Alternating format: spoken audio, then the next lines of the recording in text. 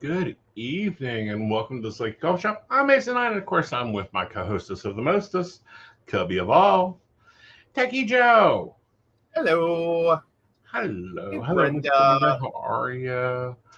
How's your coffee? What you doing? Staying safe and hopefully dry. We are fine. We unfortunately didn't even notice it was a storm. Well, no, that's not entirely true. We had some minor power loss. It was like 5 minutes. But we were driving that day, and it was pretty windy and pretty rainy. Like it was a little extra. Okay, let me rephrase But that. I, no, you slept right through it like a baby. I know.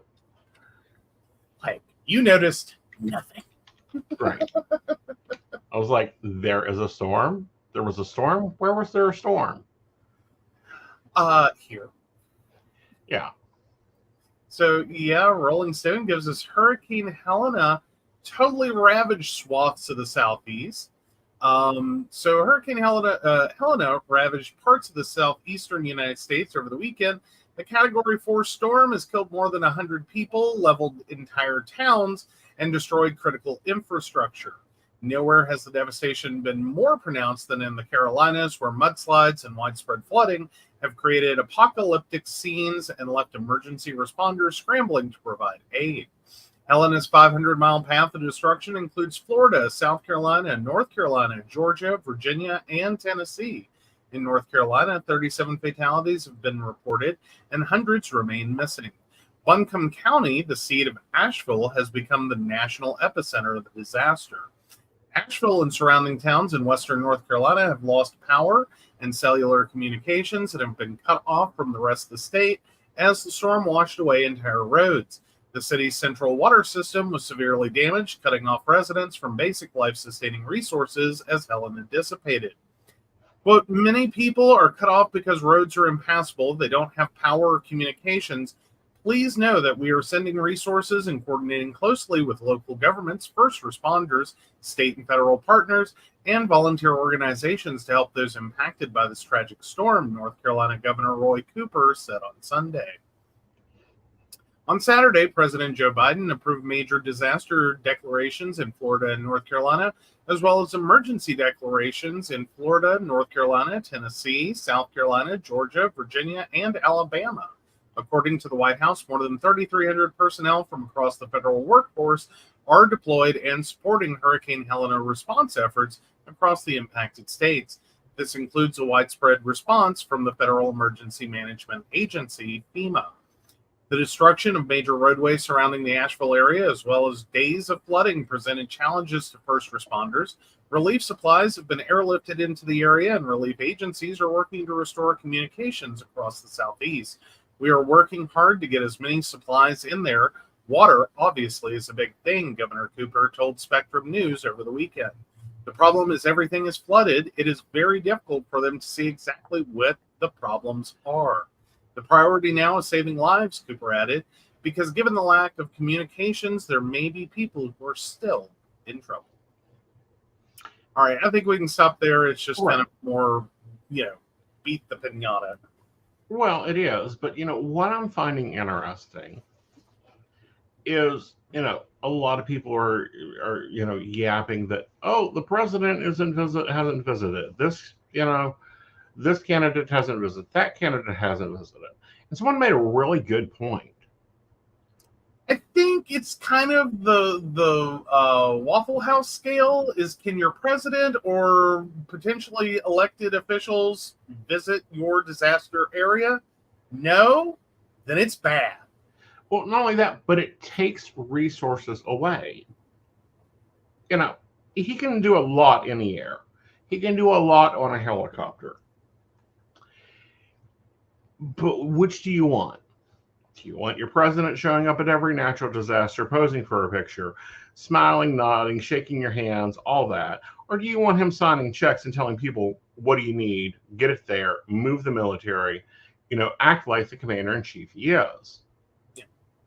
Well, and I think there's less of a push right now, at least for Biden, to necessarily show up at major event, Mhm. like a disaster like this, Right. without the rush to try to get reelected. Right. Which I do think for a lot of career politicians, even the new ones, there is kind of that rush to show up and get a photo snapped. Right. And it's kind of interesting watching a president who's just leaving. Yeah. Like he's done. Right. He's dropped out. Mm-hmm. Like there's no like next. Like this is Right. it. This is kind of retirement. And I think that kind of signals it more than anything is that like, no, this is the end of the line for his political career. Well, Is that no, he's not rushing out to like force everyone to throw resources to get him there for a campaign photo. Yeah. Right. There were comments about, governors aren't able to, and the governor called, the president called in the middle of a news, the governor's, giving updates and how he's got power, and his cell phone rings and he goes, oh, it's the president. And then he continued to say, the president's office has been talking to me every 2 hours. While somebody who, if they put on a lie detector test and a shock collar would get a lobotomy done quickly, was making these comments. Yeah. Well, and ultimately, like there are a lot of things that politicians can do in a disaster. Probably the least effective is showing up to it. Exactly. I mean that doesn't mean you don't care. That means that like I can do more from here. Yeah. To support you and send you resources you need instead of requiring resources that you currently don't have to spare. Right. Because there's a lot that goes into taking a president into a disaster area. Right. Like there's and especially in a situation like this. Right. Where there are that's a lot of coordination. No longer exist. Like they're gone. Goodbye. Google Map cannot find. Well, Google Maps says it's here, but there's currently a muddy spot. Right. Like, I mean, it's horrible to say it that way, but that's the reality. Right. Like, that's all that's left. Mm-hmm. So, that being, first of the issues, if you require ground support in terms of like physical bodies on the ground to support a president, a political candidate, whatever, that is going into these areas, again, that's typically at least one night of a hotel stay. Right. And that's going to be hotel rooms that people are going to need right now, especially, those who have one with as large of an area that's been impacted. People are already pushed out more than normal. So, how far away are you going to end up staying? Right. It's sort of like when there's a game at WVU and it's kind of like the first hotel is like 40 miles from home. And it's like, well, what's the point? Right. Like, I think I can kick it in the driveway from here. That may actually end up being the situation if you try to send, people on the ground in. Is that ultimately, they can go in and work, but when they go to, spend the night, they're going to practically be at home. Right. So what did you do? Exactly. And again, it takes rooms from people that are really going to need them right now. Well, not only that, but it takes resources. Like they're just working at basic, like bottled water, cell phone chargers, showers, body identification. They don't need cameras. They need supplies. They don't need support and support and time to grieve. Right. Let's call it that. Not necessarily privacy, but support and time to grieve. Yeah. Time to get an idea, because there are some places that are still underwater. They don't know what they need. They got to wait for the water to recede. Yeah.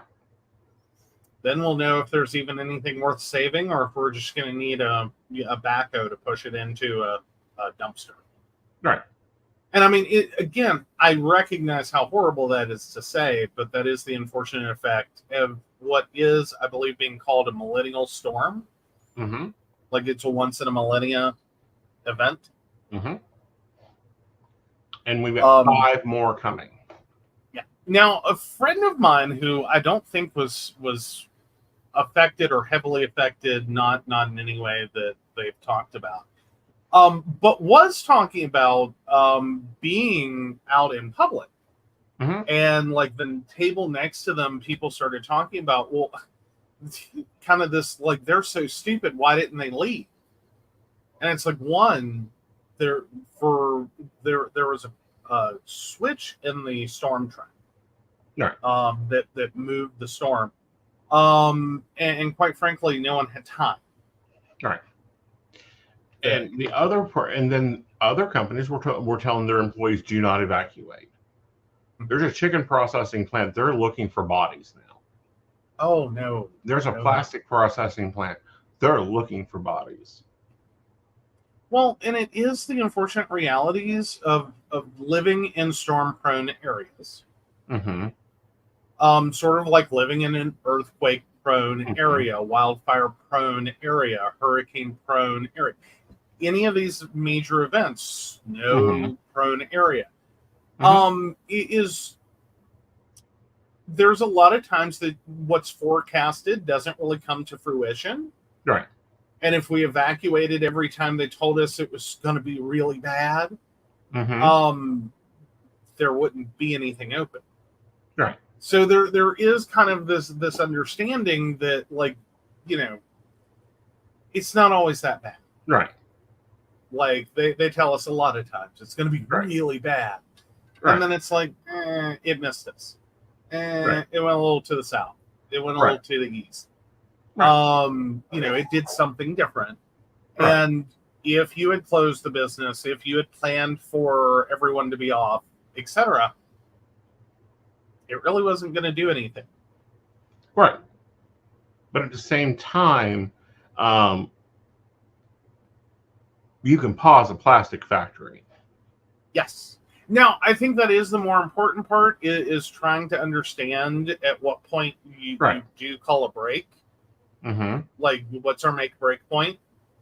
Like, when do we, like, look at the weather forecast, look at the conditions, and go, okay, no, you're done.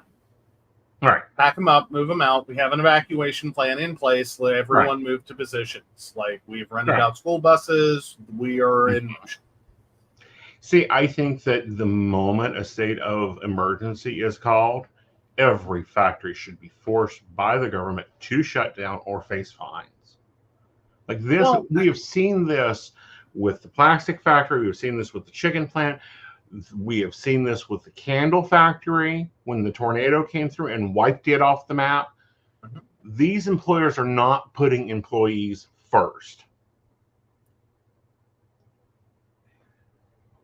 They're not, but I think there's also an inherent, like, hidden danger of working in factories is typically there's not a lot of visible outdoors.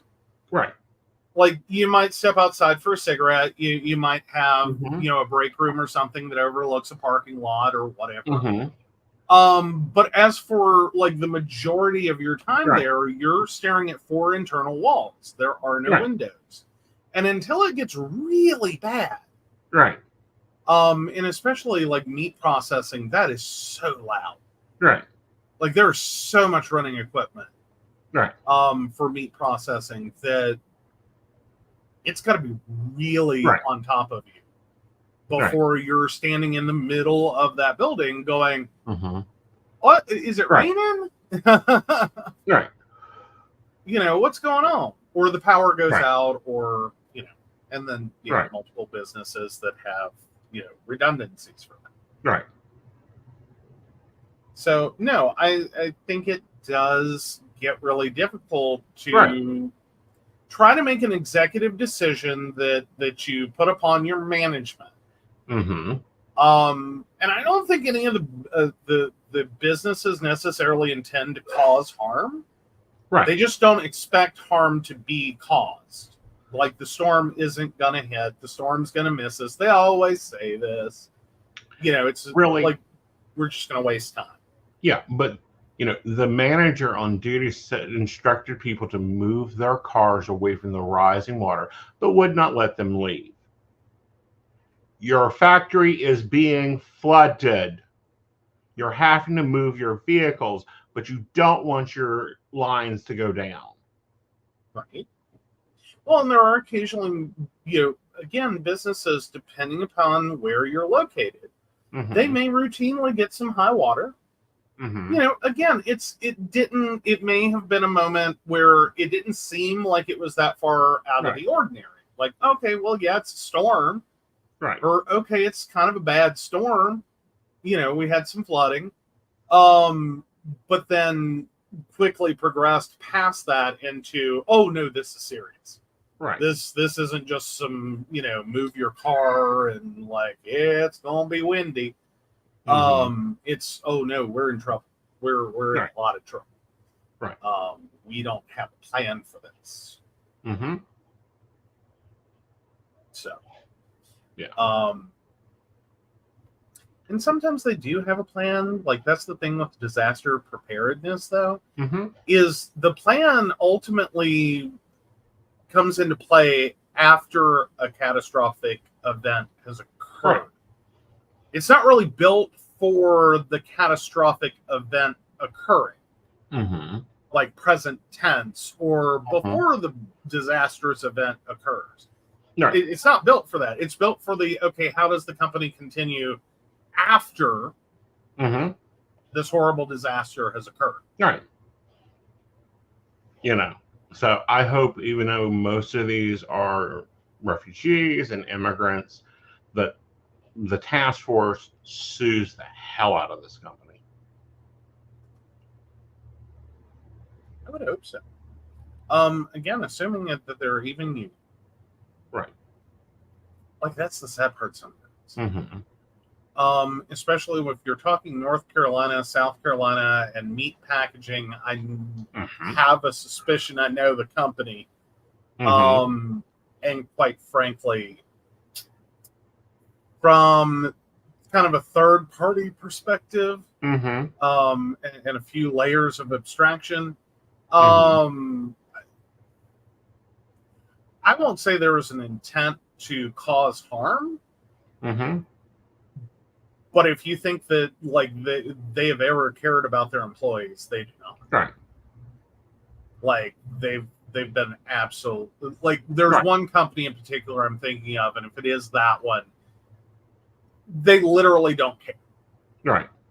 They gladly accept the fact that their employees get injured, lose limbs, left, right, center, and we're happy to save money by cutting insurance.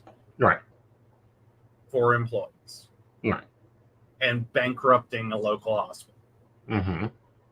Because the local hospital was declared critical access and could not close its doors.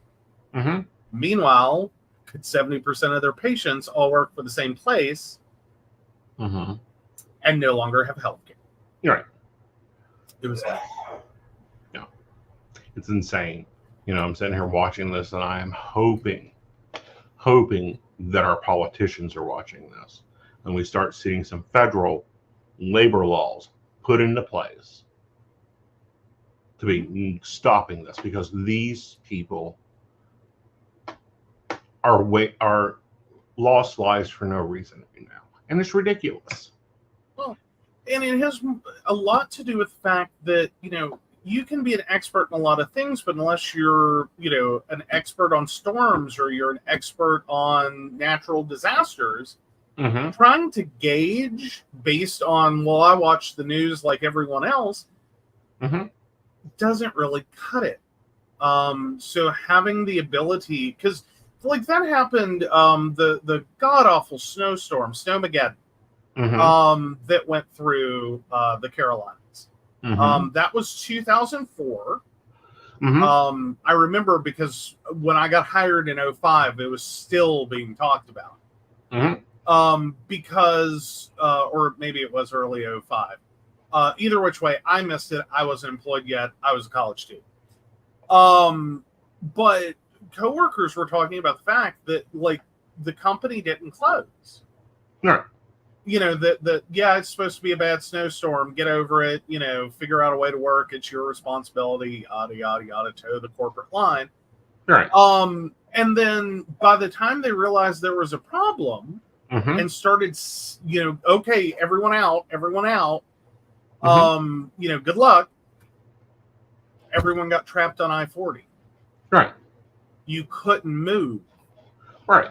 But Like, when it's you the have state of a North Carolina, governor, they didn't have equipment. Right. But when you have a governor telling you get the hell out of your state, prepare and brace, they declare an act of emergency. Like, you can take a day. Yeah. You could take a day. Yeah. Like, quite frankly, I don't know how you get a company unless you literally bankrupt them for doing it. Right. In fines and all of that. To get the idea that you can lose a day. You can lose a few days a year. Yeah. And if your company is in such dire straits that you can't, what are you doing? The storm isn't your problem. No. Like you're not owed a business. Like, let's get rid of that idea. I don't care how hard you worked or think you worked or inherited daddy's money and invested it properly. You're not owed a business. Right. You're not owed a business. And I would think that by the 40s, we would have gotten this. That, you know, it costs more to bury an employee than to shut your factory down for a day. Now, if you need to go in and secure equipment and load stuff up into midair and take racks, you know, up, down, around, whatever, have a team for that. You might have to take 2 days. Yeah. And it may be for naught. Right. Like, that's the sad reality, is it may not be for anything. Right. Like, and that's the good result, is that nothing bad happened. And everyone was okay. Right. But it also gets into the realities that, you know, we're not dealing with this like early industrial age. Everyone moved to the city and they lived within walking distance of their, you know, factory job. A lot of people now commute. If that's a new revelation for anyone running a business, commuters are a thing. So even though your physical business location might be okay, do you realize you are frequently asking people that were part of the devastating storm path to be there? Right. Again, you can take it. Right. You know, and like Florida, come on, get real. And then I'm going to go to the other side of the stage. You people complaining about your vacations being ruined. Shut up. Shut up. Yeah. I mean, it's unfortunate. I understand, like, if you've saved up all year, blah, blah, blah, blah, blah, blah, and you have done all the things, dotted your I's, crossed your T's, and planned this wonderful vacation, I'm sorry for your luck, but you can stop talking. Yeah. Like, we'll feel bad for you later. Right. You know, shut up, stay home, file your insurance claims. So if you dotted your I's and crossed your T's, you had traveler's insurance. File it and move on. Does anyone get traveler's insurance anymore? I thought that died somewhere in the 80s. No. We're dropping $5,000 on a vacation that's non-refundable. I'm buying traveler's insurance. I'm paying $123 to get that money back. All right, there you go. All right, so Brenda points out where I worked, it did not close. State of emergency and the interstate is closed. Drive it anyway. Show them your pass. Police laughed and said no when we called to see if it was legit. Carried extra clothes in the car and slept in the work lounge a few times because I couldn't get home. Mm-hmm. Now, are you a nurse? No. Well, but here's the thing, though. I know which job she's talking about. And there is some legitimacy to it, right? Because much like the situation we're seeing across the Carolinas, especially, if I remember correctly, that would be telecommunications. Yes. And while that may not be, I'm in the bucket truck telecommunications, I am sure that, it was kind of necessary for people to get in. That's when, I'm going to put it to you this way. I was a nurse during some major storms. That's when everybody got in and we hunkered down and went through it. Well, but I think it's also the point that you have to start making smart choices for your business. Like asking employees just to carry extra clothes and sleep in the lounge. No. Figure out a temporary, basic utilitarian housing situation for extended events, and then pay your people. Yeah. Pay your people. Mm-hmm. No, I'm sorry. If you can't get home, if the roads are impassable, you're at work. Mm-hmm. And, nurses do this all the time. That's required. Human life has to be continued. Mm-hmm. And come on. Since the 80s, have we been able to lose telecommunications and it not have a devastating effect? I can understand that. And I would say even before that, into the late 60s, especially during, the era that I know Brenda worked. Because, you're routing everything, including our calls out to, get a tank. Yes, get a tank to take people to the ER. These things occurred. Plastic factory, meat packing processing. Nah, dude. Nah, not essential. You're done. Not during a storm. You can suspend operations. No one will be adversely affected. Mm-hmm. Your bottom line might be if it's really already that, devastatingly bad. Right. Don't know how after 2020 you're running a business that isn't making insane amounts of money. Right. Especially plastic. Dear God, it went up crazy. Plastics, meat. Mm-hmm. Has anyone bought meat recently? No, we haven't in about a month, but anyhow. And looking at the path of the storm, and so it went right through a lot of chicken country, a lot of vegetable country. We're going to see some increasing prices, even if it didn't affect them. Yeah. And see, that's the insidious part of it. Mm-hmm. There's already, there were companies scheming before the first raindrop fell to up their prices and blame it on the storm. Right. I, without a doubt, firmly you would never convince me there was not at least a few CEOs. Right. If not most. But at least a few CEOs that were already planning their message of price increases. Right. That storm knocked us out. So I'm going to say this: play yourselves, play yourselves. Buy local. If you are out of the storm path, buy local. Yeah. Do your best. Do your research.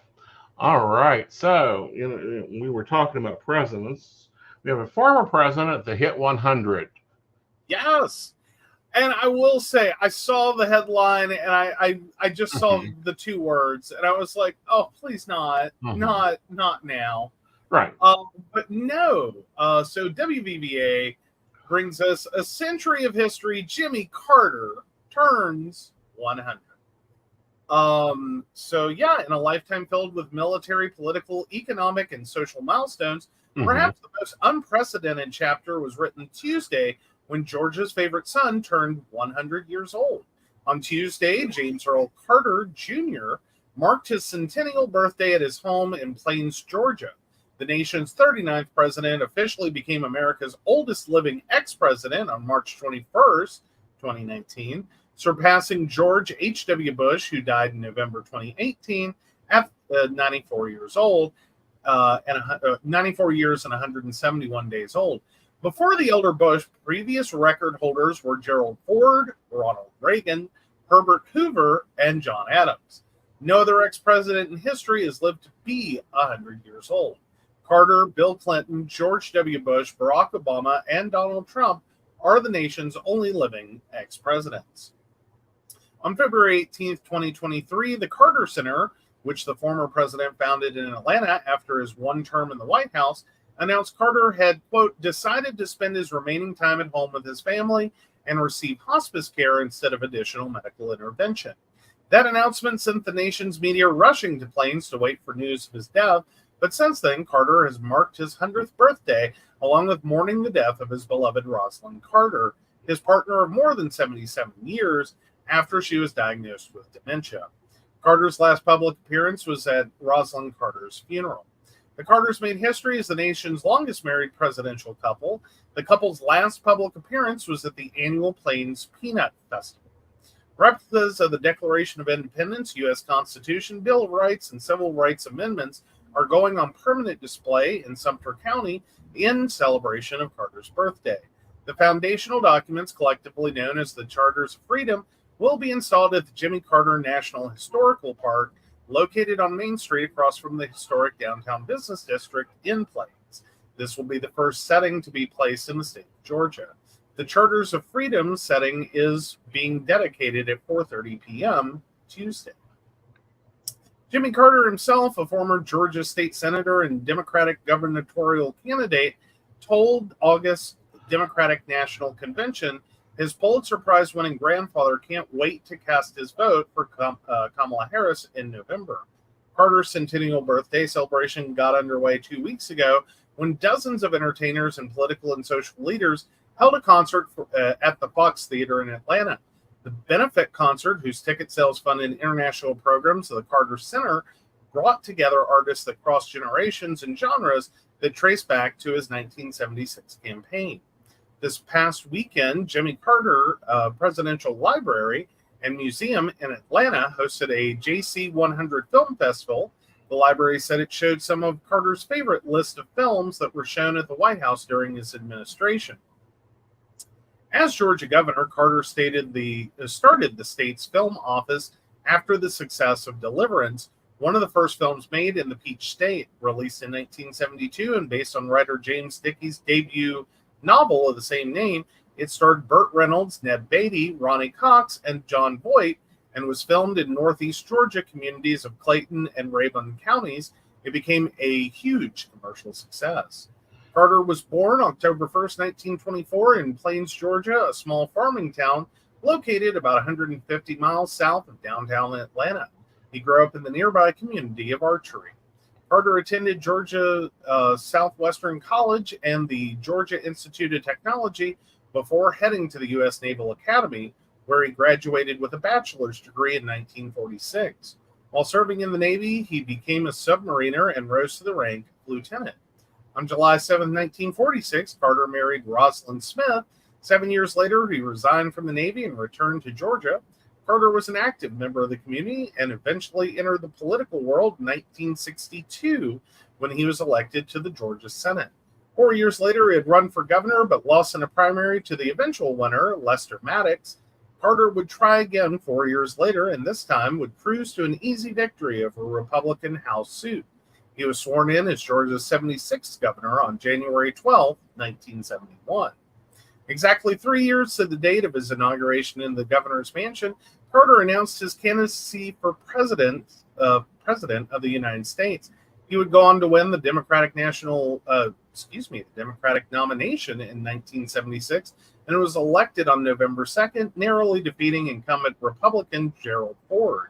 The first and still only president from Georgia capped off the day by walking in the inauguration parade down Pennsylvania Avenue, something never seen from a just inaugurated president. Carter's rise to the White House ranks as one of the most unlikely political victories in U.S. history. He was virtually unknown to the country and campaigned on a promise to never tell a lie. Carter was inaugurated on January 20, 1977, but would only serve one term in office. He was defeated soundly in the 1980 election by Republican Ronald Reagan. All right, I think we can stop there. That's getting into the weeds. Well, it is getting into the weeds, but it's kind of interesting. A lot of people make comments about Carter, but he's one of the few after presidents that had a bigger impact than when he was president. Very true. Speak softly, carry a big stick. Mm-hmm. You know what I mean? Lots of action. Right. Not a lot of grandstanding and talking about. He just did stuff. Right. He just did stuff. He built houses. I think he only retired from that a couple of years ago. Yeah, well, he only retired from that when his wife became ill. Right. But you get what I'm saying. He just kind of keeps going. Yeah. And personally, I think this is what we need. We need to bring back some old-timey politician. And what I mean, I'm not talking age, I'm talking style of politician. Why is our government, and anyone that's getting into government, why is our government in a stupid race? I was reading something earlier, and we're not going to cover it, but I just want to talk about it in a minute. So we've had more than 70 hostages returned. Okay, traded them, whatever, we got them back. Some of these have been gone for years. Do you know what they have to deal with when they get back? Uncle Sam sitting there with a tax bill. Oh, lovely. Mortgages in default. Credit cards in default. And no money. Yeah. Bank accounts now closed. Mm-hmm. I mean, it almost makes it a question of, is it worth, where's the break point? Well, where it goes from I can't wait to get home, mm-hmm. and I don't really care. Well, and the point, and here's the problem: it's not the IRS. The IRS doesn't have a choice in the matter. Yeah, that's the problem. So our dysfunctional Congress passes a law to make it easier. That giving the IRS the power to go, no, we're not charging you taxes. We're going to sponge your credit already report. Bad enough. Yeah. Okay. And then on the other side, our dysfunctional Senate passes a bill with a lot of additional pork. They got to have their pork in there.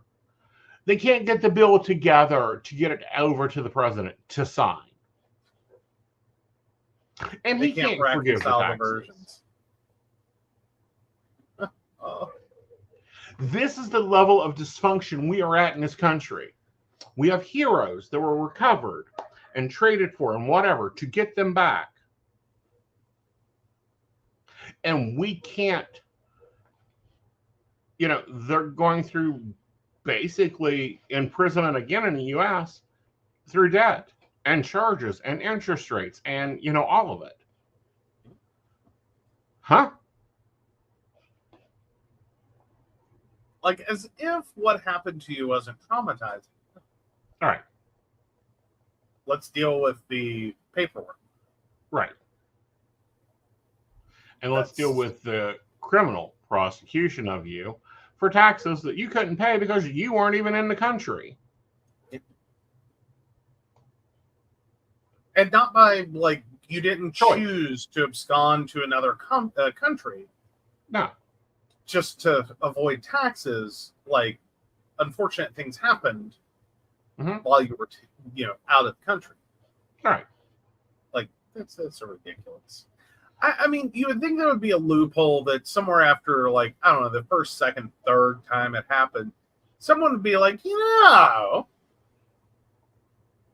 intelligently, we should probably have a better system. Mm-hmm. This shouldn't be right. worse potentially than being imprisoned and tortured. Mm-hmm. Because I mean, that's a little bit of a hyperbole, but at some point, you know, if you really have to stop and think, like, you take down criminal enterprises with taxes. Mm-hmm. Some truth could be said that it could be worse than torture. Right. Because it's an inescapable system. Like, Exactly. you just went from one inescapable situation, Mm-hmm. seemingly inescapable, just to come home Mm-hmm. and find out you're in a whole other, truly inescapable situation. In my opinion, it is just salt on the wound, just more trauma. You know, you hold on to hope that, like, you get back, you have your family, and, you know, you can start your life over. And now you're looking at going to prison again and having hundreds of thousands of dollars. And your auditor going, I agree, you know, we just give you the Presidential Medal of Honor, blah, blah, blah, but, you know, we're going to now have to compensate that for the value of the gold for your taxes. Like, you can't afford the tax bill to be given a presidential honor. Yeah. Quite frankly, that's the sentence. Right. It is what it ultimately becomes, is you can't afford the taxes. Mm-hmm. No, well, but it also kind of gets in the line of, like, the horrible things that happen to people you think wouldn't have a problem. Right. It's sort of, and not the same, and I get that, but financially, there are situations that occur that, like, you know, that moment where it's trying to figure out, like, how does Gary Coleman end up broke? Right. How does O.J. Simpson end up having to sell his trophies? Right. You know what I mean? Like, you have this moment of, like, this doesn't track. Right. Like, you had a successful career. You had to have made tons of money. You had to. Right. And it's like, and then you find out what happened. Right. And it's like, there should be laws against them. Or, you know, well, I mean, try not to be suspected of killing your wife. I don't know. What do you say on O.J. Simpson? Like, the legal bills pretty much sunk him, and by the time. But no, like, and then with, like, Gary Coleman, we did the same thing. We realized the horrors of this situation, and, like, California has passed laws that get very finicky about the idea of child actors ending up broke after being highly successful. Right. Because their parents spent their money. Their manager spent their money. Everyone but them spent their money. Right. So, yeah, no, I hope the law can get reconciled and passed.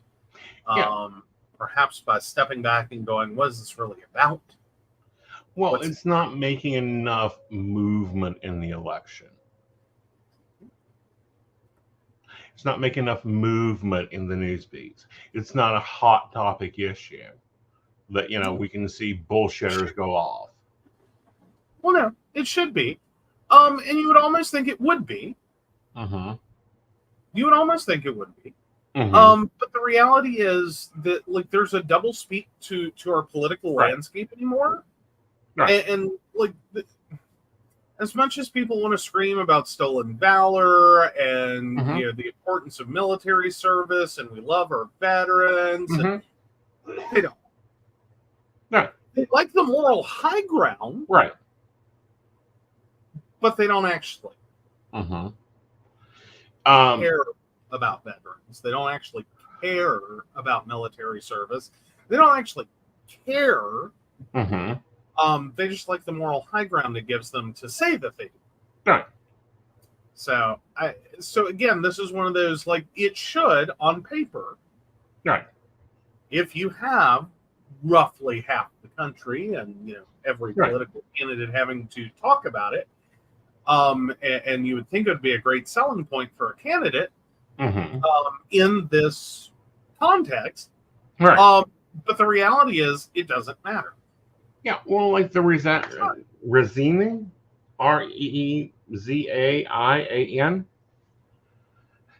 We got him back from Iran in 2016. He was wrongly imprisoned as a spy. He was just a journalist.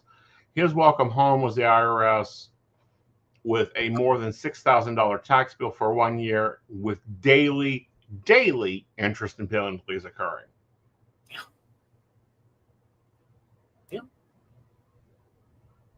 I mean, the reality is nothing stops for the IRS. Mm-hmm. Which is true. Right. Yeah. I mean, it also gets kind of sad with, like, just when people pass. Right. Just when people die.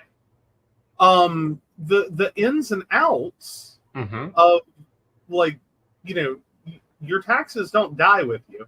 Mm-hmm. Someone still has to file your taxes. Yeah. Like, the IRS takes no excuses. Right. Like, I don't know what they're supposed to do. Like, if the taxpayer is deceased, mm-hmm. what are you going to do? You go after the estate. You liquefy the estate. Well, yeah, and ultimately that's where a lot of it ends up. Is it's right. You have to close it one way or another. It's just right. the realities of it. Yeah. That, like, no, it's not an easy button to just pass. Someone else has to walk through this, whether it's a relative with an estate or someone at the IRS going, mm-hmm. this taxpayer hasn't paid their taxes in right. a couple of years now. Right. Let's dig through that and find out why. Yeah, Brenda says there should be a welcome home package, 0 debt. Here's a house. Let's help you get a job and set back up. Here's counseling. Mm-hmm. But no, apparently they get off the plane, they pause for, the news, they do the whole news thing. We see it all the time, including the article I pulled up to get the name because I couldn't remember the dude's name. Big PR, we got him back. We've heard these statements so many times from every goddamn elected official. Oh, and here's your IRS bill. Here's your foreclosure notice. Oh, your house was sold. Your possessions, since you didn't move them, were, destroyed, liquefied. Here's your credit score, negative 6,000. Yeah. Oh, and they close your bank account. You have to contact your treasury to see if there's anything left in it. Yeah. Well, and that's and that's assuming you didn't go through a proper, like, being legally declared deceased. Mm-hmm. Like, it's even worse. Right. Because I wonder how many end up finding out that on paper you're deceased. Right. You don't, like, it's not that you have a bad credit score. You don't get one anymore. Right. You are deceased. And we faced this in the 70s and 80s when we got back prisoners of war, and they were declared deceased. Mm-hmm. The U.S. government declared them deceased. Well, it's not even just that they did. It's sometimes it falls under the missing presumed dead, mm-hmm. and for others it's we waited 7 years. Mm-hmm. Legally. Yeah. Everyone's life was in shambles. Mm-hmm. Like, they were stuck in an in-between mm-hmm. for what we could only assume was someone who wasn't coming home. Right. You were legally declared deceased. Mm-hmm. So, oopsies. Mm-hmm.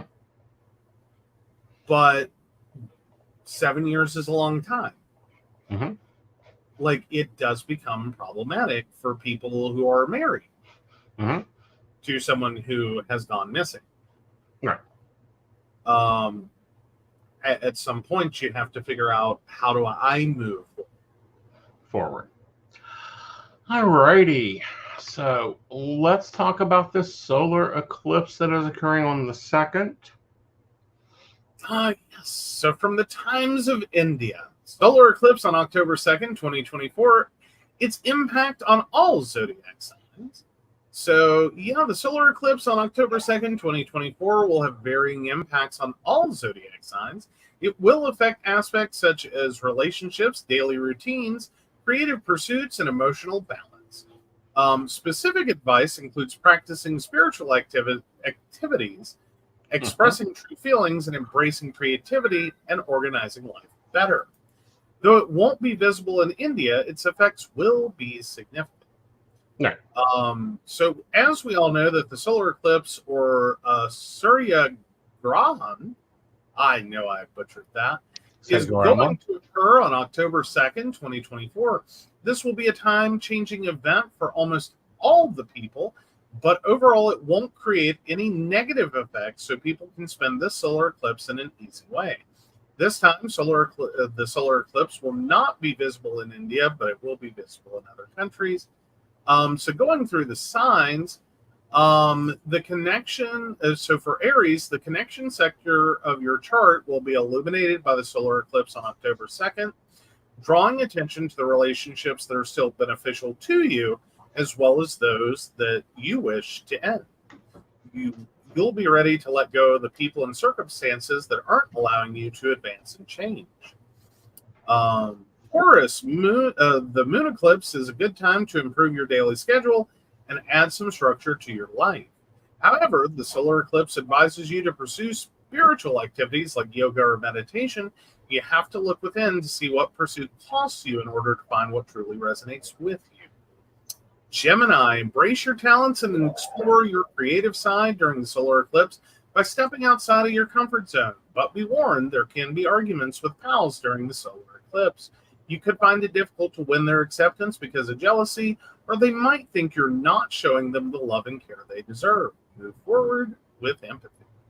Cancer, don't be scared to express your true feelings. You are a good and caring person who is always ready to lend a helping hand to people you love. Make sure the individuals in your life are feeling the same way about you as the lunar and solar eclipses draw near. The same compassion and love that you give to others ought to be returned to you. Leo, you may speak regretful words. You can, however, offer apologies with anyone you may have upset by saying something improper. On October 2nd, Sa. True Amavasya Uh-huh. coincides with the solar eclipse, providing an opportunity to extend forgiveness and express your truest feelings. Virgo, this eclipse provides you with an opportunity to make amends for the past. Ancestors' presence during the solar eclipse offers you an opportunity to embrace your fabulous personality and stand in your power.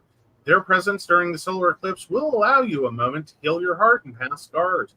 Treat yourself with kindness and care. So Libra, it's advisable to partake in activities that encourage intimacy if you want to strengthen your bond with your sweetheart. Plan activities that promote greater communication and bonding, like painting, rather than choosing boring pastimes like going to the movies.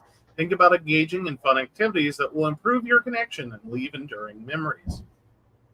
Scorpio, you might be constantly on your toes and racing around town during the solar eclipse, which could suck your energy. By scheduling more social engagements on your calendar and utilizing the energy of the solar eclipse, you can organize your life and free up more time for yourself by reducing the urge to work excessively. Sagittarius, the solar eclipse can open your heart to new thoughts and give you a new viewpoint. One method to give back might be to volunteer. Take advantage of the chance to undertake endeavors that will improve both the planet, and this time will present an opportunity that fits with your ideals and hobbies.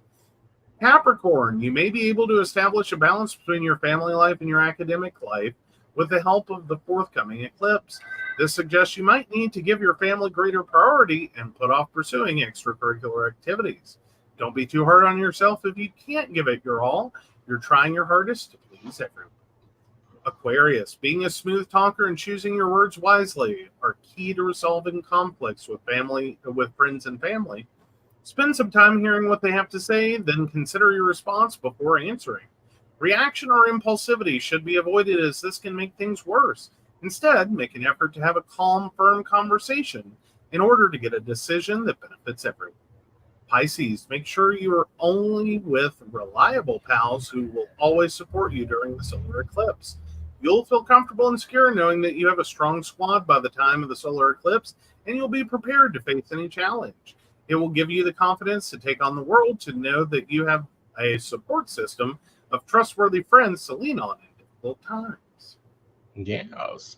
So this is going to be a really powerful one. This is why we're talking about it. This is why I've got a sale going on. And looking at it, because I practice tropical, looking at it from a Vedic and a Eastern side, it's really interesting to compare the two and how they look at the time points of each. And how this is greatly affecting everybody's chart. As you look at it, it's almost looking at not only your sun sign, but your other signs. You can see that this eclipse occurring will actually encompass everybody, and it's going to be a change of energy, and that lasts for 6 months. So be conscious of what changes you're making, especially like Taurus, your Virgos. Those changes are really slingshotty. Yes. They are a launch pad. Yep. All right, let's take on this Reddit question.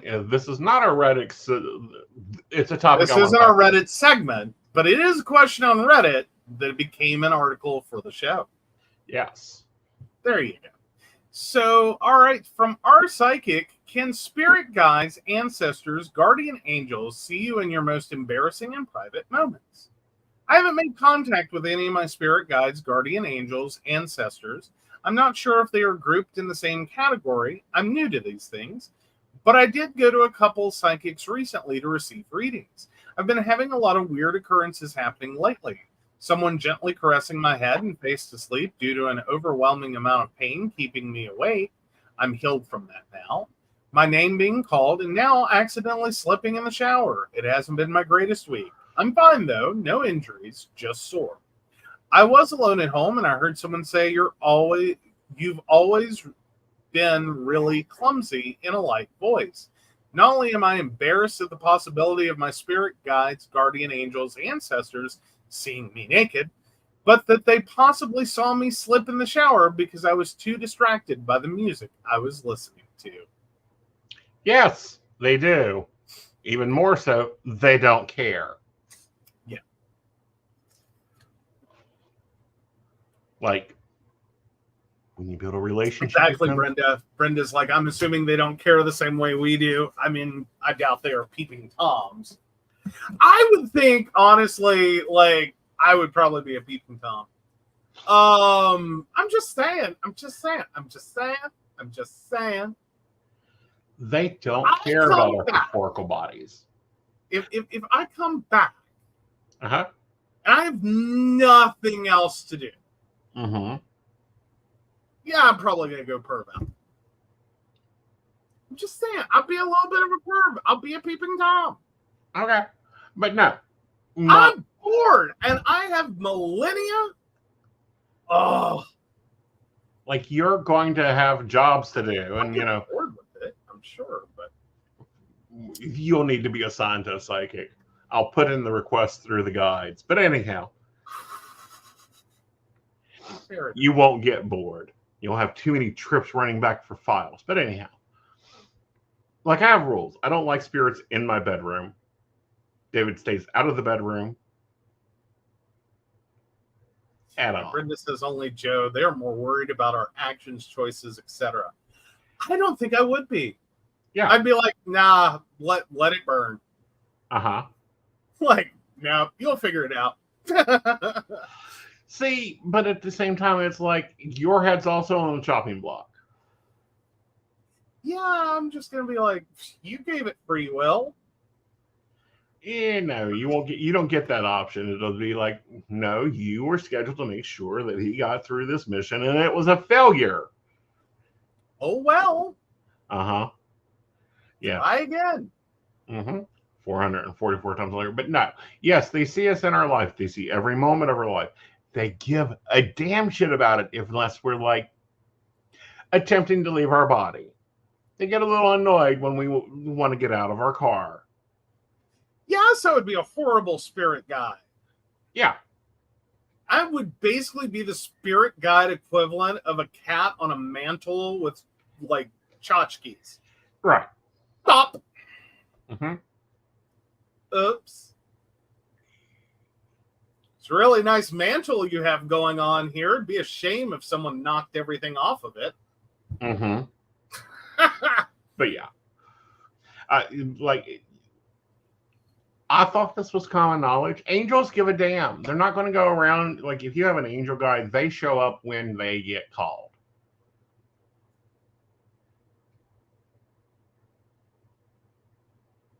I mean, do you get to negotiate it out? No. Oh, yeah, no. Yeah. Because they can't interfere with the human experience.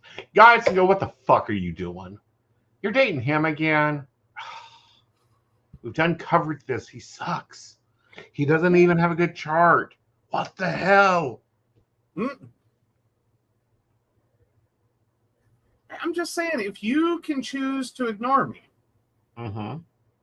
I feel that should be a two-way street. Understandable. Not most people don't ignore their guides. They don't get a chance to ignore their guides, at least if they're in my business. I'm just saying. Yeah. I'll push you off the cliff. Yeah, you'll throw me on stage in front of 5,000 people to sit there and talk about how guides and tarot work all together. Yeah, exactly. Cute. You know. Boop. Yeah. All right. So I thought it was a fun discussion. We'll go ahead and take a break, and then we'll be right back. Absolutely. Love diving into metaphysical topics, psychic insights, and lively discussions? Now you can help keep the conversation going. By becoming a Patreon supporter of The Psychic Coffee Shop, you'll gain access to exclusive content, behind-the-scenes insights, and special perks just for our patrons. Join our community and ensure that your favorite psychic show continues to thrive. Your support helps us bring more enlightening episodes, special guests, and deep dives into the world of the unseen. Become a patron today and enjoy a cup of wisdom with us every week. Click the link to join the baristas and unlock exclusive content. Thank you for your support. Unlock your full potential with Aeson Knight's life coaching. Are you ready to take control of your life and manifest the future you deserve?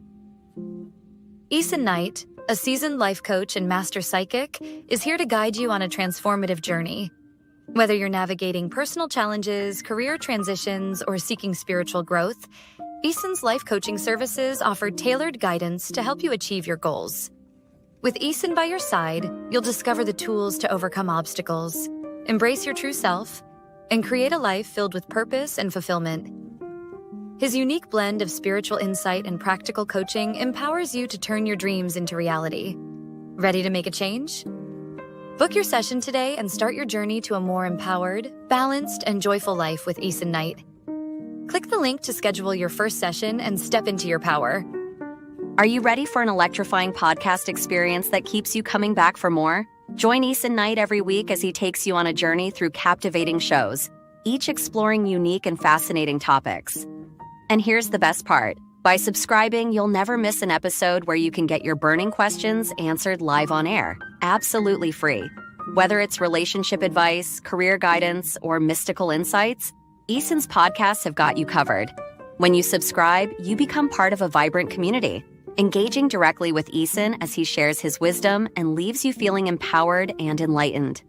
Don't miss out. Subscribe now and be part of the conversation.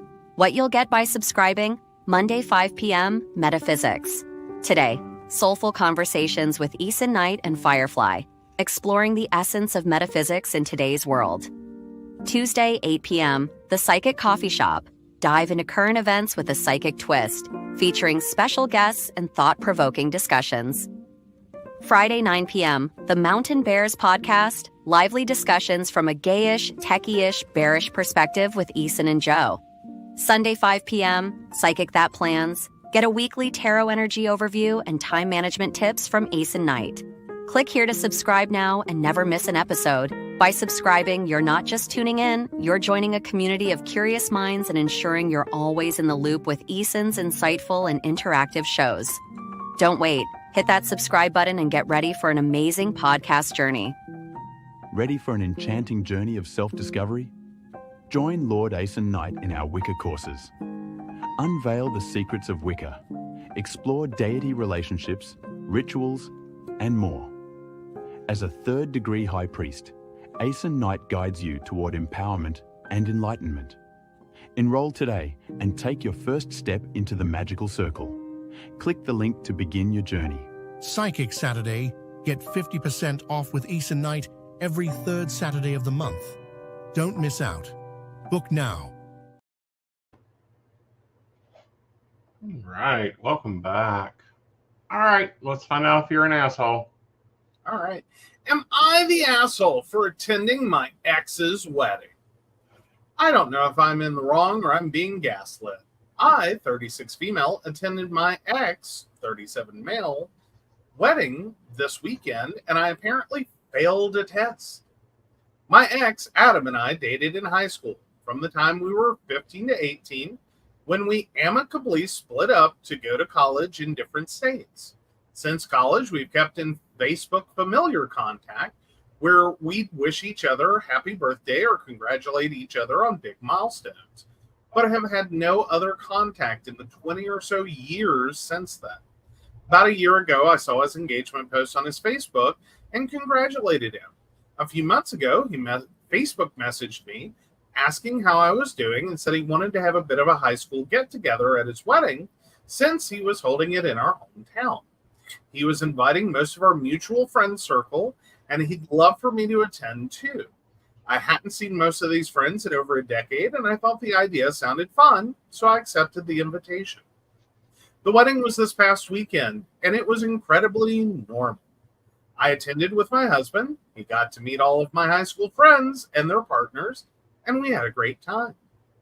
Sunday morning, I wake up to a slew of Facebook messages from my ex's new wife about my audacity to attend the wedding and how out of all of his former girlfriends, I was the only one who failed the test.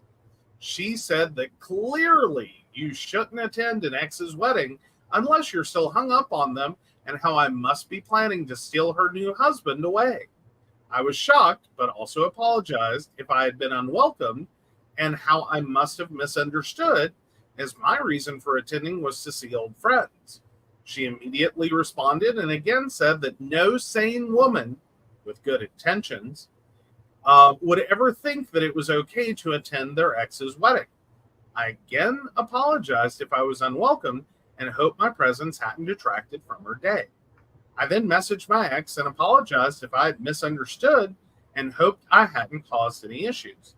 He replied that he was glad I attended. The invitation had been sincere. There was no separate event planned. He was glad to see the old friend group and apologized about his new wife's messages. I left it at that, thinking it was a closed matter. A few hours later, the new wife is messaging me again, complaining about how I was trying to manipulate her new husband to make her look crazy. I decided this was not a ship I wanted to sail on, took a screenshot of all of her messages and my replies, sent them to the ex, and said I was just going to go ahead and block them both so I couldn't be accused of inappropriate contact with it. Yesterday, I started getting messages from the bride's sister saying I poisoned my ex against his new wife, and I should have kept the messages to myself. I'm also being told I could have just avoided all of this by knowing I shouldn't attend my ex's wedding. I'm honestly not sure if I'm in the wrong or I'm being gaslit by an insecure woman and her sister. So, am I the asshole for attending my ex's wedding? No. Ooh, I feel like there's no one's in the middle. You know what I mean? Like, I feel like there's no way that like everyone's shitty here, or this is a dill pickle, or Yeah. I feel like this is, you're either camp X or your camp wife. Yeah, Brenda's going with the new wife is crazy. Sounds it. That's where I'm at. I think there could be truth potentially to the idea that if you're, you know, going to an ex's wedding and you go out of your way to go and you start displaying behaviors that kind of say you're still stuck on them. That could be true. I think otherwise, though, I mean, I thought the goal was to, generally speaking, remain amicable friends with your exes so that, like, there wasn't a problem. Like, I met you, we dated, it didn't work for any number of reasons. We moved on. That's it. That's kind of supposed to be the good breakup situation that, like, everyone hopes for. That should be a healthy breakup. This new wife's jealousy tendencies, however, are showing that she has really bad issues. And I'm questioning the validity of the marriage. What I mean by that is when, if you get married on a Saturday, Sunday morning, your bridezilla is now stalking your Facebook friends. Who she was stalking to begin with. Well, to rip the head off of your ex.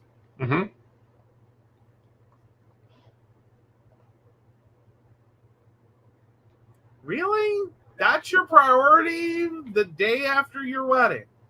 Right. Like, that's your priority. Like, where was your honeymoon? Right. You know what I mean? Shouldn't you be jet lagged? Shouldn't you be, like, wore out because you were up late? Like, shouldn't you have other more pressing things to do in your life the day after your wedding than to even care that your new spouse's ex attended your wedding? And sent you a lovely gift, most likely, because it sounds like this person's probably has good manners. Yeah. Like, you know, here's the thing from your wedding registry gift list, and like, have fun. Right. Like, you know. But I do have a problem with combined events. Like, if you wanted a high school reunion, have a high school reunion. Well, I mean, I think I can go either way on that one. I think that all weddings end up being some kind of a reunion. Like, it's a family reunion. The same thing applies for funerals. Like, it's a running, standing joke in my family. It is our family reunion. All right. You know, like, we're waiting for the year that someone finally gets a casket that you can put a hors d'oeuvre tray on. A nice flat, coffin makes a lovely buffet table. I know. But you keep getting the domey ones, and they wobble. Like, you can't put a serving tray on. You can't. You cannot do it. But, at this point, it's like there are more issues here than the ex-girlfriend from high school showing up at the wedding. There just is. Are you the asshole? No. Does your now ex most likely going to need a good attorney? Most likely. So you might just relax with it. Yeah. Well, I'm sure that at the rate she's going, your ex is definitely thinking you were the better woman. Right. And see, I'm seeing so much jealousy now, and I'm like, are you kidding me?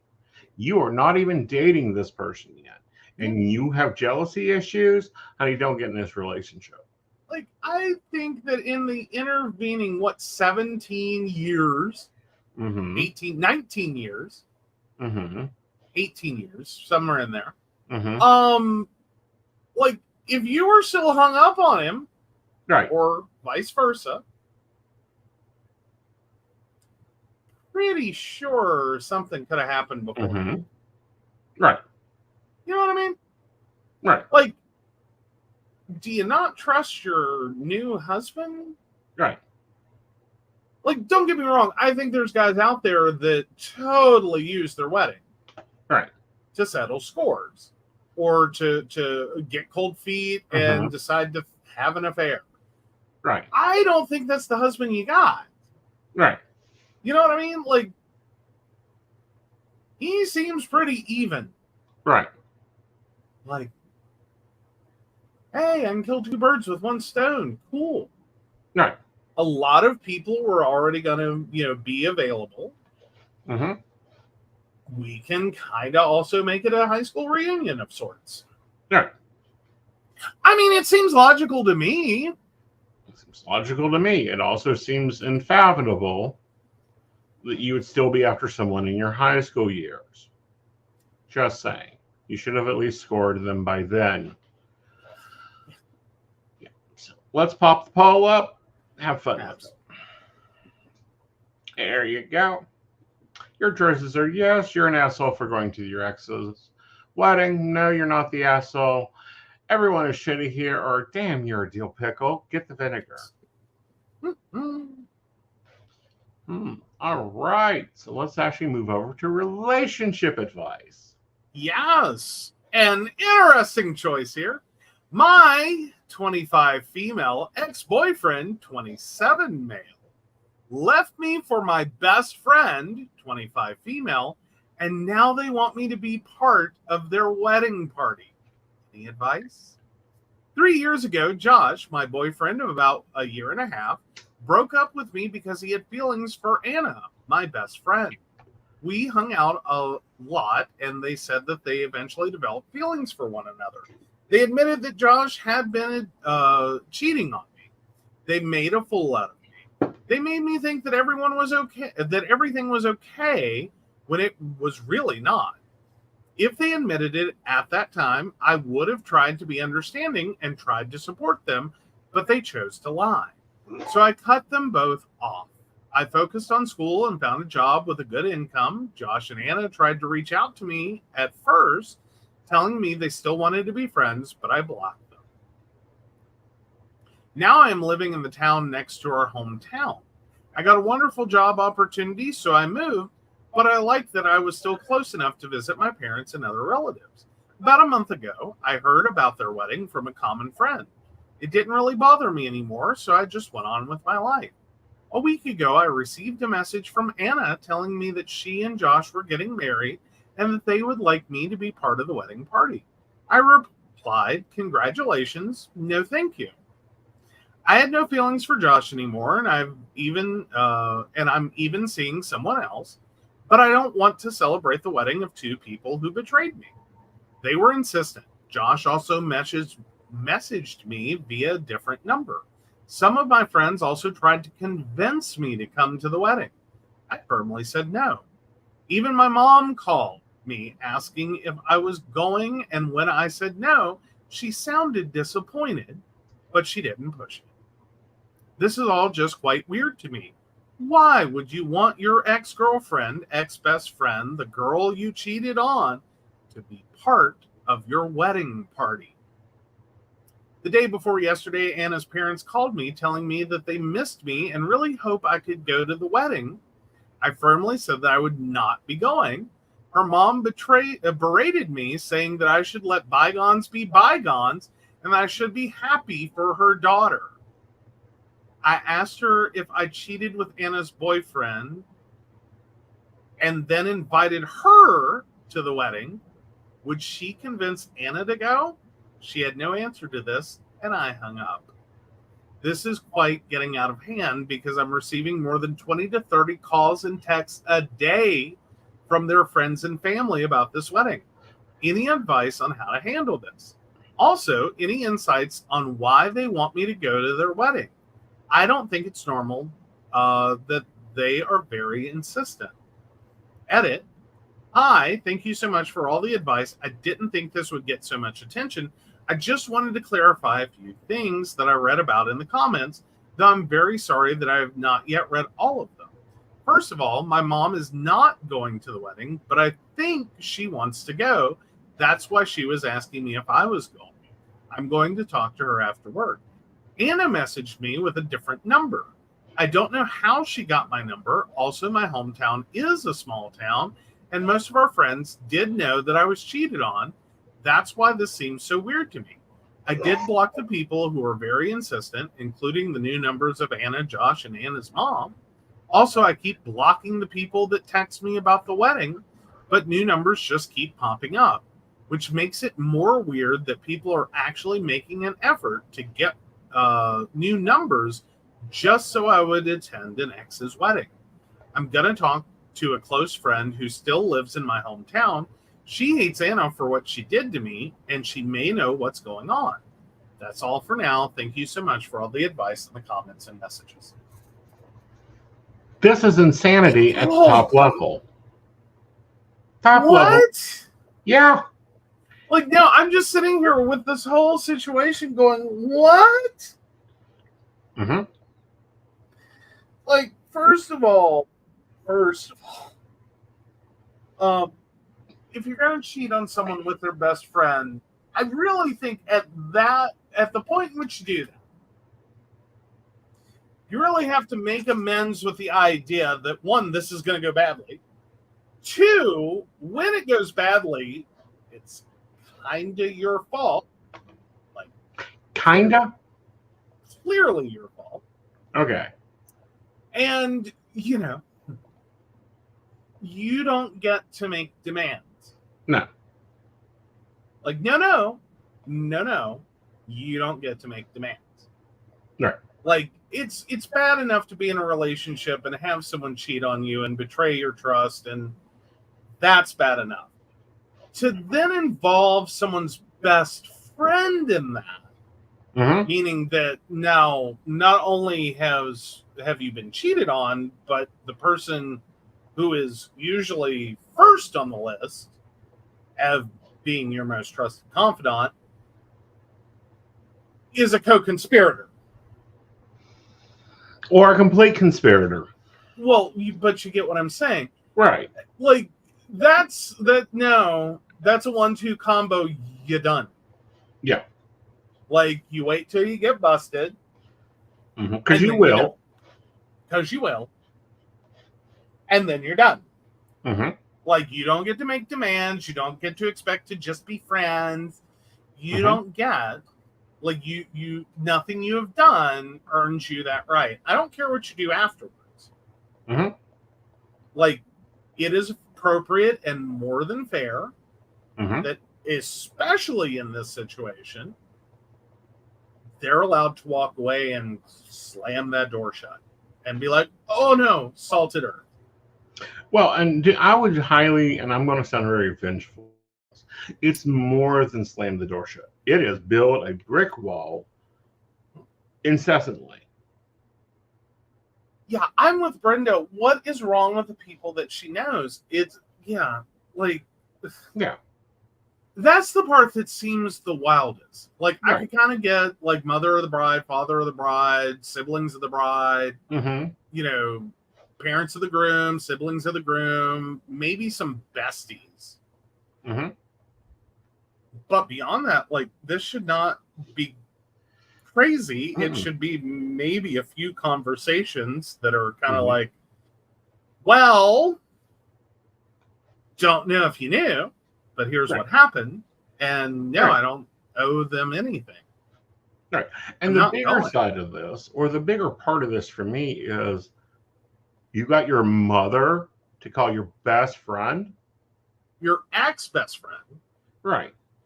Now, like, maybe you've never had that happen. Have you ever been in a relationship where either you got the phone call from your partner's parent, or they did the parent to parent because of something going on between the children? Oh, let me tell you, that's a level of wild. Okay. Like, you know, the phone rings and you think nothing of it because there's a thing going, but whatever, it's a day and the phone rang and whatever, you didn't think. Just to have your parent get off the phone and look at you and go, that was the craziest conversation I've ever been in. Uh-huh. And it's like, what? Who? What? What's going on? I'll give my dad credit. Like, his opening salvo was, I did not know, nor did I care that you are having problems in your relationship, that y'all had broken up. I didn't really care. But now their mother has called me. Right. And I still don't care. Right. I just don't understand why they're so invested in being part of the solution. No, I never had that. I didn't get it then. Uh-huh. But there are people that I don't know how their brain works. That think that it is their duty, that in a horrible situation, that people have feelings and a right to have them, and every right to have those feelings respected. And like, look, I don't owe you anything. Right. Respected. And still they try. I don't get it.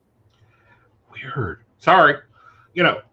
My parents have been on the frames of my relationships. What I mean by that is they meet you, they like you, they don't like you. It's not their cup of tea, whatever. You're around, you move on.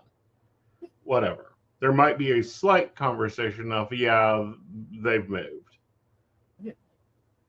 Well, but it's not the, we're going to jump in this and fix it. Maybe not try to get them back together, but at least, right. We're going to fix the friendship. And it's and I was on the same page with my dad when this happened to me, where it's like, what were you supposed to do? Ground me until I decided to play nice? Like, what did you call my dad for? Right. You wanted, what did you want? What did you want? Did you want him to pull the belt off the wall and beat me until I asked for forgiveness? Like, what was how did this work in your brain? Yeah. Like, excuse me? Yeah. And then also in the intervening, got the call from the mother directly. Had already had that one. Thought that was a little too far. Right. And it's like, my problem's not with you. Right. I understand we're not adults yet, or we're young adults. But I feel confident I can navigate my relationship problem with your child. That's why are you involved? Which is what I'd already said. Yeah. And then call my father. Yeah. Because apparently I'm unreasonable. I thought that was pretty fucking adult reasonable right there. Like, no. This isn't your problem to deal with. This is your child's problem to deal with. Right.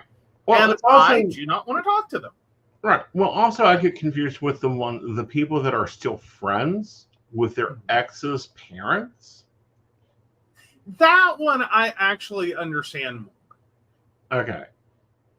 There's this idea, and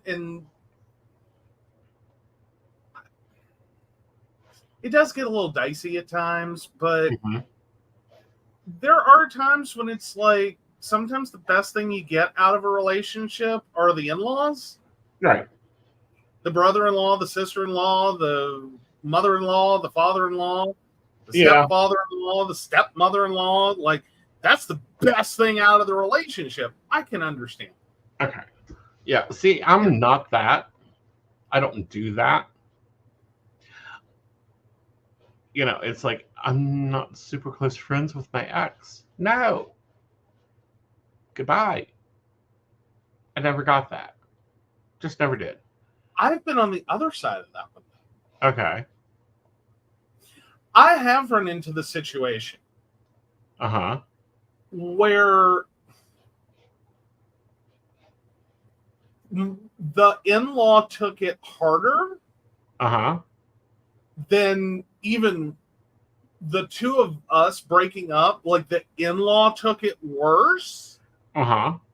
because it's like they were ready to throw their child under a bus Mm-hmm. and be like, can I keep you? Like, I've been in that situation. Right. And it's like, look, I will gladly come help you. I will gladly come hang out with you. I have no problem with you. But let's give that some time. Right. You know what I mean? Like, please don't throw your child under a bus. That's, everyone should be able to go home to mama. Okay? I have a general theory there. Like, Mm-hmm. I'm sorry you hate the choices your child made, but no. Right. It's too late to put them up for adoption. Mm-hmm. Like, and I'm not available. Yeah, like, no, it's like, I'm done. He got you in the divorce. You get to deal with him now. Yeah, no, I love Brenda's comment, though. Mama Knight would probably still claim Joe. She probably does. So anyway, Brenda also says, ex's mom called me after the breakup wanting to keep in touch. She and I got along better than him and her. I explained it wouldn't be a good idea. And there are some realities to that. It's like, like, relationships and breakups especially can be salty. Mm-hmm. And if you've made the decision, like if you're the one that slammed the door, Mm-hmm. You're really not going to have any sympathy or patience if their parent calls complaining about them. Right. It's like, yeah, why do you think I broke up with them? Right. Like, I have no sympathy for you. I'm sorry. Right. Like, could have told you that. Mm-hmm. Yeah, like some of these are just blowing my mind on this. Like, oh, I dated a daughter and I'm still friends with the mother. It's like, no, you're not. You're trying to get with the mother. Ew. Can't say that's ever been my problem. But now, another extra weirdo like situation. Have you ever been in? Okay. Have you been the one that your ex's parent called as a last-ditch effort to be the voice of reason to them? Like, we've been broken up. We have been broken up. All of a sudden, my phone rings. Joe, you have to talk them out of this. Excuse me? You what? Pause. I'm sorry. 5 years is a long time to wait. 5 months I could potentially have understood, but 5 years Okay. after the breakup, you call me to talk sense into them? Again, did you miss the point where we broke up for valid reasons that mostly centered around could not talk sense into them? Mm-hmm. Or this situation was outside logic, or good ideas, good life choices, all of that. Mm-mm. You want me 5 years later, Mm-hmm. 5 years later, to call your child and talk them out of a relationship. Talk them out of it. Talk them out of it. They have to see reason, get out. Mm-hmm. No. No, never been in that situation. Was still friends with the ex. Was still friends with See, the I ex. think that's a difference. That's a separation here. Yeah, that's I think part of the malfunction for you. Like, you're not really friends with your exes. No. I'm on friendly terms with a good number of my exes. Right. Now, like, it literally was like, the earlier one was, it was an amicable breakup, Mm-hmm. or it became one. It's like it didn't work out. Mm-hmm. I don't hate you. You don't hate me. This wasn't ever going to work. Mm-hmm. That's where a fair number of my relationships have ended at. Mm-hmm. I'm not angry about that. They aren't either. Remain friends. But, like, if the first thing I hear about your relationship, like, I didn't even know the relationship existed. Right. So if the first person I'm finding that out from is your mama, because they want you, like, me to stop it. See, this is baggage I don't carry. It was a moment, like, I was gobsmacked on the phone. I'm just, like, standing there, like, mouth agape, like, I don't even know where to start. Right. Other than to be like, I will call them. Mm-hmm. Like, and that's all I did. I called them. Mm-hmm. And I literally opened with, your mother just called me. Uh-huh. Do you want to explain what her problem is? Because I didn't get that, nor did I want to. But, and you don't have to. But I am now curious what your mother's problem is. If you were aware that she had one. Mm. That's where that conversation went. See, there's like only one ex that I even talk to in general on the planet, like, give a damn about. Mm-hmm. And even then, it's the occasional conversation. And if her mother calls me, well, one, someone needs to go and check, because if she calls me, the world has ended, or someone owes me money on a bet, and we need to collect because the hell has now froze over. Fair. And I'm not talking about the one Zeus created for his daughter. I'm talking about the Christian one. Yeah. Because that woman hated me from the get-go. But anyhow. Fair enough. Although I will say the end result of that whole relationship was they got married and divorced. Mm-hmm. It was bad. Like, Mama called it. Like, I can't say I knew two things on that phone call to the ex. Uh-huh. One, laid out Mama's problem for me, then defended all of it. Uh-huh. And I knew the way they laid it out, it's like, I ain't talking you out of shit. Uh-huh. It literally, I called their mother back and I said, have you met your child?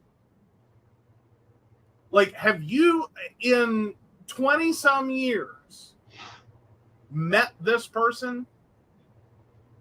Like, did you not know the words that they use when it's like, oh, this is happening? Like, all you can do is encourage it to move faster. Mm-hmm. Like, I didn't start the argument. Right. Like, I know better. Where have you been? Mm-hmm. I know. I was hoping you could talk them out. No, I got nothing. Nah. This is going forward. Enjoy your. Right. But, like, I also don't do the, we'll keep in contact either with, like, family. Like, no, it's mass delete. Phone book, address book, email book, friendship. Goodbye. Like, I will do that if it is an ugly, nasty breakup, and or I was already at the point of, the hits just keep a hitting. Like, I end the relationship and I get to never see that in-law again. Yay! Right. It just doesn't get better. Right. I can't say that I haven't had an in-law that was like, the breakup was worth it just for that. Mm-hmm. You know what I mean? Like, Exactly, yeah, Brenda. said they no longer exist in my world. Yep. Same. And that was the thing for me and you to have to work through was you had exes in your life, and I'm like, are you okay? It's not the same. It's more like the am I the asshole situation is like, no, this is over. Door shut, closed, done. Like, it's not a threat to the relationship. But like, yeah, you know, but it doesn't mean that I like. My whole thing is, it's like, it's not, again, with the amicable breakup. It kind of precludes I don't have the anger to fuel a grudge, to generate hate, and or a desire to see suffering. Right. It's like, I cared about you at one point. I thought you might be someone that I was at least meant to spend time with, if not, end up in a long-term relationship with. Like, so I can't really carry forward in the whole idea that, like, no, we broke up, you can die. You know what I mean? Like, I don't have the generator for that. So it ends up in a place of like, well, yeah, I'm gonna kind of care how things work out for you. I don't want to create problems for you. And I'm not opposed to lifting a finger to prevent you some. You know what I mean? Like, your car breaks down on the side of the road. All right, I'll give you a lift to work. Okay. You know what I mean? Like, why? Like, again, if it's amicable, there's no, like, long, sordid, messy, nasty, who's cheating on who with who in the back of what, when, where, why, and how. Okay, you need a ride to work. Cool, I can do that. You're a better man than I am. Not really, because there was a whole situation where I, at one point, declared I deserve sainthood. Well, granted, yes. But again, this is why they don't exist in my planet anymore. But they came back. Mercury in retrograde, shall we just say? But they did. And you saw how that played out. That's when I looked at you and said, no, your way of doing shit don't work. Do what now? The only I didn't say we go give that out to everybody. Again. Like, you had legitimate reasons to end that one. It's called I Slept. Anyhow. No, you're not the asshole. All right. Flip this over. There we go. All right. Roll the beautiful bean footage of baristas. So thank you for your support, Beverly Walker, Mika G, Brenda, Joan Owen, Shannon C, Shannon D, Lady Gwendolyn, Caitlin Bell, Devin, Bella, and Maria Meyer. If you'd like to learn more about us, the show, or how you too can become a Patreon sponsor and receive all the wonderful benefits our baristas receive, please visit us at pcspnetwork.com. Meanwhile, while we're here, happy birthday, Caitlin. Happy birthday, Caitlin. All right. Sorry, having to fix something because we did do updates and there was updates done to the software. There's news. Yes. There's new things. There's all the shinies. There's a lot of shinies and a lot of... All right, y'all. You guys have a great evening. We'll see you later. Bye, y'all. Bye.